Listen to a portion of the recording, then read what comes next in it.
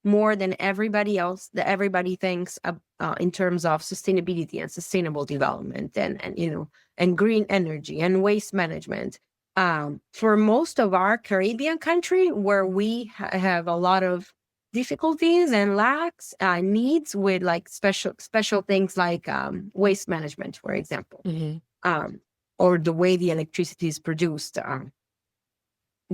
Cruise lines are doing way better. Honestly, are doing better than what we do in our own destinations.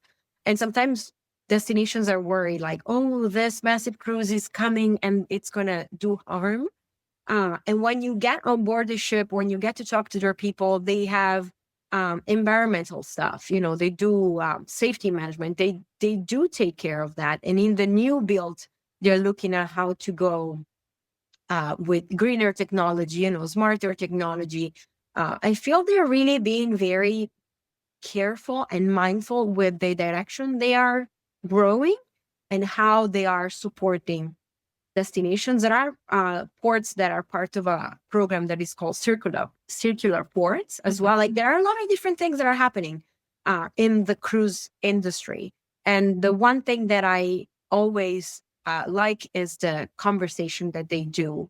All cruise lines have people in charge of like the government's relationship with the different countries. Hmm. And that it's so powerful to know that you have someone you can sit with and share, whether it's an opportunity, whether it's a challenge, but honestly, transparently share Yeah. and grow from any situation.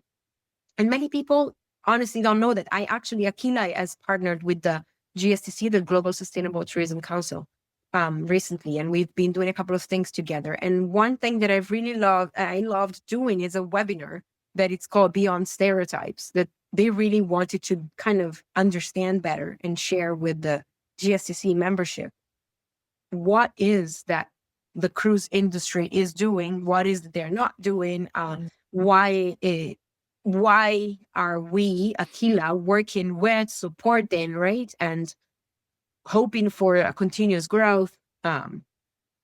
And I enjoyed delivering that training, and I enjoyed seeing participant spaces going like, oh, I didn't know that, Mm. opening our eyes wide and like, oh, I didn't think that. Oh, I had no idea this was so and so. So I think it's an industry that it's still small. It's like 1%, 2% of the global tourism industry. It's very, very small. And it's cruise ships are probably 1% to 2%, maybe 3% of the global ocean going vessels. Like, it's Mm. not a Really? big thing, right? So Yeah. you really have an opportunity to kind of do it right. And when one process is changed for the better, then it's kind of like a bigger impact already. Right. So I really truly enjoy every event. I was recently at the Sea Trade in Miami.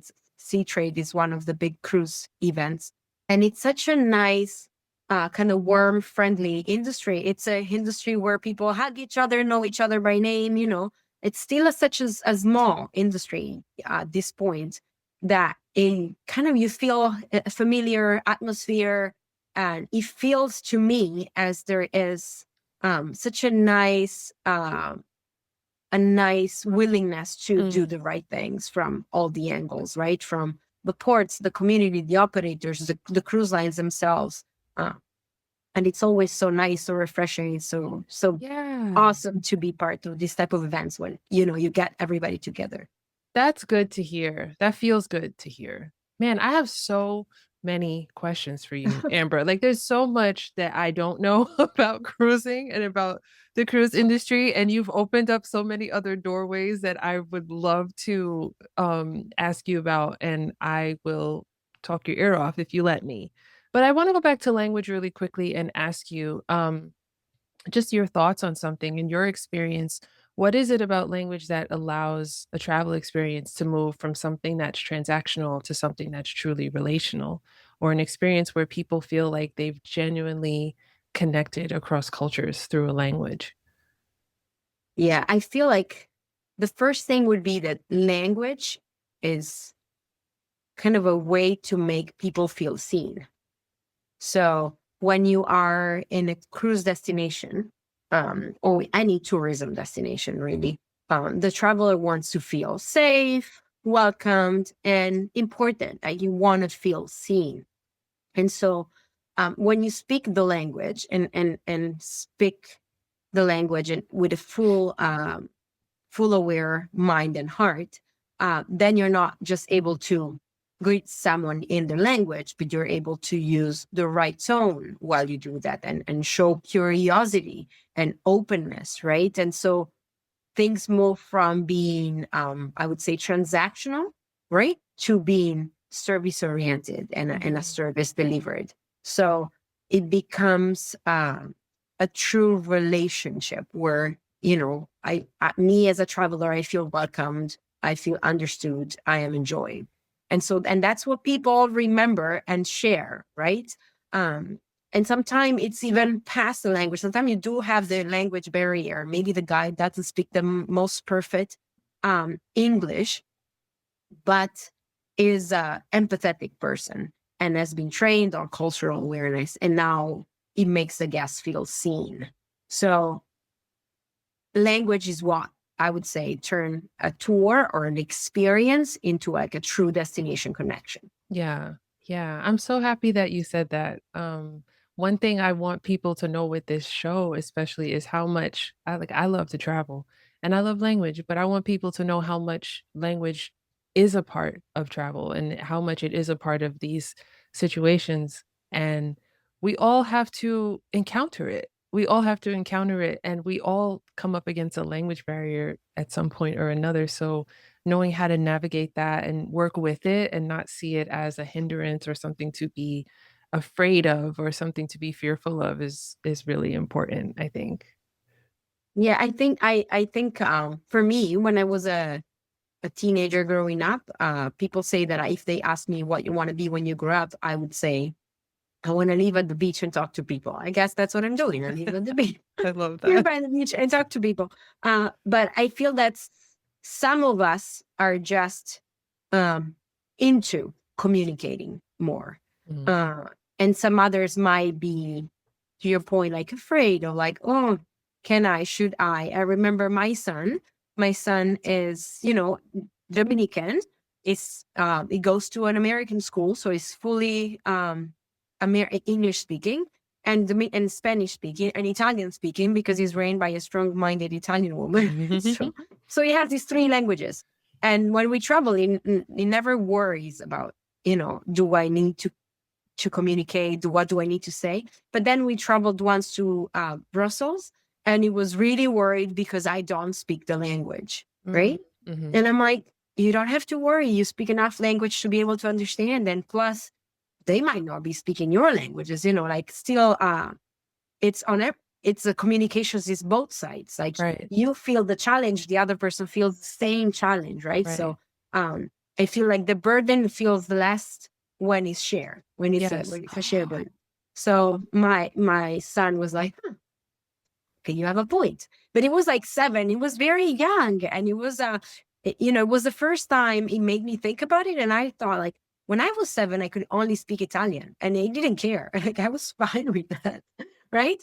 But I feel with this globalization now, everybody's traveling and everybody's going everywhere, and everybody has a neighbor or a friend or a guy in school that just is from a different country or speaks a different language. It kind of brings that problem Mm, uh, closer to all of us. yeah, yeah. But it's a wonderful problem to have, if you ask me. I think so. I think so. And to be able to, first of all, I love that he's 7 and he's concerned about that. Like, man, these kids, they're gonna be all right. Yep, they know. Well, Ambra, thank you so much for this conversation and for sharing how language impacts your work and sharing all the wonderful work that you do with Aquila, Center for Cruise Excellence. I've had such a great time chatting with you. I had a wonderful time. And you know what? If it's a second edition of this interview, it's needed, I'm available. Yes, you're If welcome back. more time was needed, let's do this again. I loved it. You're welcome back anytime to answer all of my silly questions about how the how things work on the water. Let us know where we can get in touch with you or with Aquila on social. Yeah, sure. So you go for Aquila for Center for Cruise Excellence on LinkedIn, for example. You can find us. We have a YouTube channel. We are also on Instagram. So Aquila Cruise Excellence, and you will find us. You can find our website, cruiseexcellence.com. And we are always paying attention to what we receive on our socials and everywhere, because we give a lot of importance to anyone that is contacting us. We give a lot of importance to feedback, because that's an important piece of improving communication. So please reach out. We are more than excited to, get anyone getting in contact with us. And but say please that you have heard the podcast. So we'll give you a special treat. Amazing. I will add links in the show notes for this episode so that people who want to get in touch can just click and connect right away. This is fantastic. Awesome. I like to end each episode on the same question really quickly, just to have a little fun. Do you have any jokes, popular sayings, tongue twisters, cool slang words, idioms, words of wisdom, or words of advice in any of your languages to share and to teach us? All right. So I think I have a favorite in Italian that they taught me early on, is what this saying that people keep saying: Paese che vai, usanza che trovi. And it means like in every place you go, you'll find its costumes, right? And that really speaks to, cultural awareness and respect from very early on. You never really fully understand it until you go and you go, Paese che vai, usanza che trovi. Yes, for sure. But then I have one that I really like about that they say here in the Dominican Republic, that it's about like taking risk. And it says, el que no se arriesga no gana, which is the one that does not take the risk will not win, Mm-hmm. And that really speaks about stepping out of comfort zone. Mm-hmm. And that's what I really see myself a lot doing. Yeah. Stepping out of comfort zone all the time. But there is one that is my girl favorite. I have a 5 Okay. years old girl, Okay. and we say one to her all the time. So it's not really her favorite. She probably hates it, but it says, el que quiere moño bonito, que aguante jalones. It means if you want a nice hairstyle, you need to endure some like pulling, right? For her, like it really means like if you want to have a nice hairstyle done, you have to support mom when pulling your hair. But what I feel it really means to us all in real life, right, is that success really requires a level of discomfort. And that we have to normalize that. I feel like generations today, they just want to have the win, the low hanging fruit. They just want the reward. Mm-hmm. And they do not understand that el que quiere moño bonito aguanta jalones, that you have to go through some level of discomfort before seeing, the results. Yeah. So we want to normalize that. Those were all really good ones that you shared. Can you teach me one of them? All right. Which one you liked more? Whichever one. I liked all of them. Like I can't choose. All right. So I think for the podcast, the one the most go with it would be the first one in Italian. Okay. And you say, Paese che vai. Paese che vai. Usanza che trovi. Usanza che trovi. Oh, fantastic. Yay. Yeah, every place you go, you find its costume. Paese che vai, usanza che trovi. Usanza che trovi. I like that one. It rolls off the tongue. No, seriously, all three of those that you shared were words to live by. And I really appreciate you sharing those with me and with our guests. Thank you so much, Ambra. Thank you for allowing me to share. Yes. Before I let you go, one last quick question. You've been talking to someone for quite some time, and now it's time for you to go your separate ways. You can decide where you want to be for this example, but wherever you are in the world, with whoever you're talking to, you're about to go your separate ways. What is the best way to say goodbye? Oh, I'm a hugger. I would just hug. I would just hug, and then ciao would be the first thing that would come out for sure. Well, big hug, Ambra, and ciao, grazie mille. Ciao, ciao, and I'll be talking to you soon. Thank Bye. you and ciao. New episodes of Speaking Tongues are available every Monday, 7 a.m. Eastern Standard Time. Don't forget to subscribe to our YouTube channel and to like and share episodes with other language lovers like yourselves.